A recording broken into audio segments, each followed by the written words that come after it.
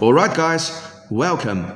This is the fourth and the final episode of my series, Free Weights versus Cables versus Machines. In this episode, we're going to discuss how your selection of different categories should change once again as you progress from an intermediate to an advanced hypertrophy trainee.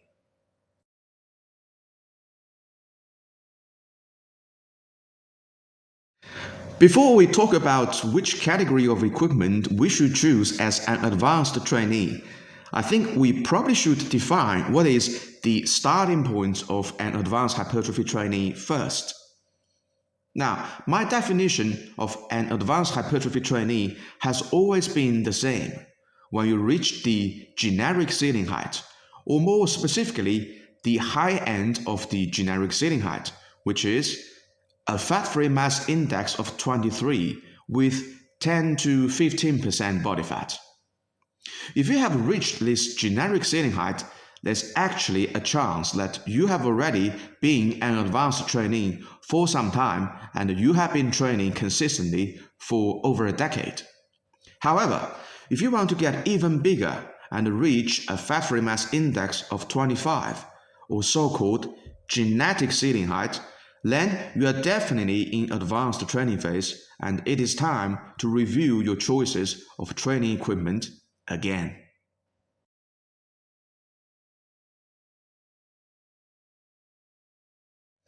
As an advanced hypertrophy trainee, the amount of weight that you can lift will become the least influential factor for your muscle growth, as you have almost exploited the full potential of mechanical tension or weight-induced muscle hypertrophy during your beginner phase and intermediate phase. If you're still chasing strength progress as an advanced trainee, then without a doubt, your muscle growth will be at a snail pace. At this stage, you have finally earned the right to make this brag. It's not about how much weight I can lift, it's all about how the muscle feels. Yes, at this stage, you have finally earned the right to say this brag. In addition to the snail pace speed of strength progress, you need to show some respect to the amount of weight you can actually lift. You do not want to get injured by lifting heavy free weights. You don't want to accumulate too much fatigue by lifting heavy free weights. And you don't want to decrease your training volume by lifting heavy free weights. All these concerns are good reason for you as an advanced hypertrophy trainee to center your training around cables and machines and put heavy free weight compound movements at the back burner. Now, I'm not saying that never touch free weight heavy compound movements again in your advanced training phase. They should still be retrieved, but only from time to time as a touch base for your strength measurements.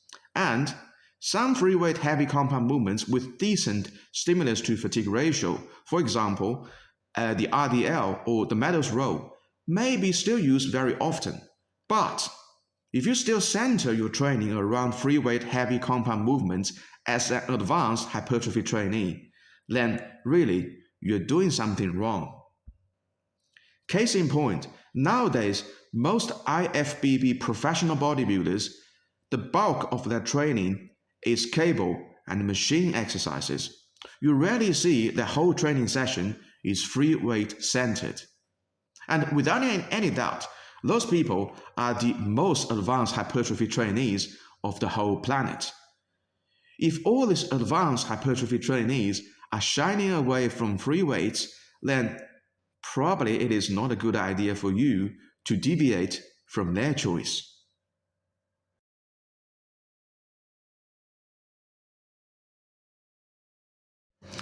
Machines will shine even more than cables as you progress to senior advanced level, for all the reasons I have mentioned in my previous videos. Number one, they are the safest equipment to train. Cables are much safer than free weights, but machines are even safer than cables. Although safety should be always considered at any phase, it is definitely more important at advanced phase, and without a doubt, machines are the winner for safety. Number 2, they allow you to train in a higher volume. The good old example, 10 sets of barbell rows versus 10 sets of machine rows. The former takes much longer time to perform, much longer time to rest, and it may totally destroy you. The latter takes less time to perform, less time to rest, and it may only be half of your training session. The machines, they really allow you to crank up your training volume to the maximum whilst not accumulating so much fatigue as free weights do, which is probably the biggest reason why bodybuilders use machines nowadays. Number 3, they are great at isolating certain muscles. Although most muscles will grow big enough by only doing free weight compounds, some muscles, they would still require some dedicated machine isolation training. A good example would be the rectus femoris of your quadriceps. Squats sometimes are just not enough, and you do have to do some leg extensions to make them grow bigger. Another example would be leg curl machines, as hinge movements are extremely taxing for your body, and it may still not be enough for you to grow hamstrings. In this instance, a leg curl machine is a much better solution for you to grow your hamstrings. Now, cables can pretty much go toe-to-toe against machines on above 3 points, but machines do have a unique advantage and a unique disadvantage compared to cables. Number 4, machines accommodate certain exercises. This is the unique advantage of machines. Some exercises are way easier to do on machines. For example, the machine hip thrust and the machine pull over.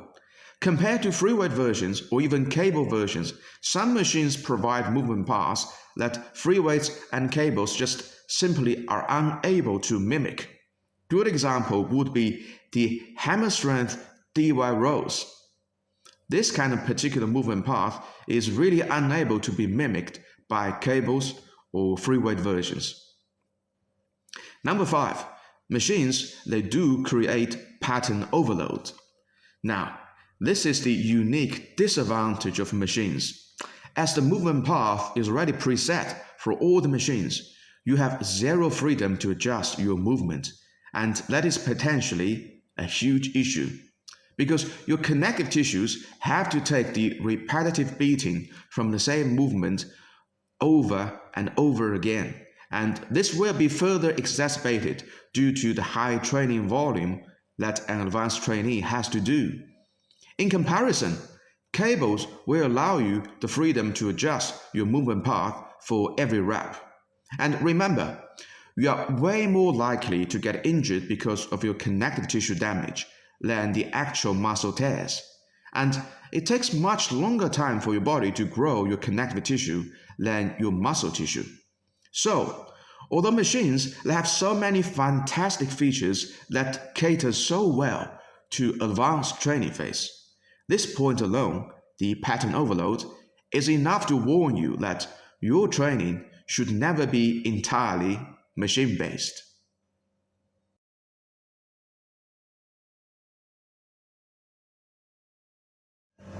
Now, if you compare advanced training to intermediate training, then to beginner training, you're going to find that each phase has its distinct selection of training equipment, because each selection addresses each phase's distinct training requirements.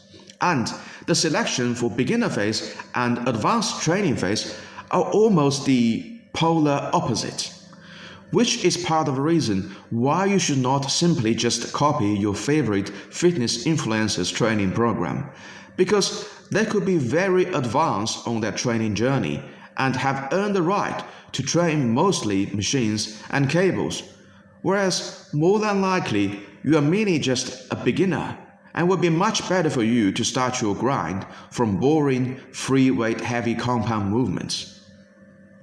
Alright guys, that wraps up my series of free weights versus cables versus machines.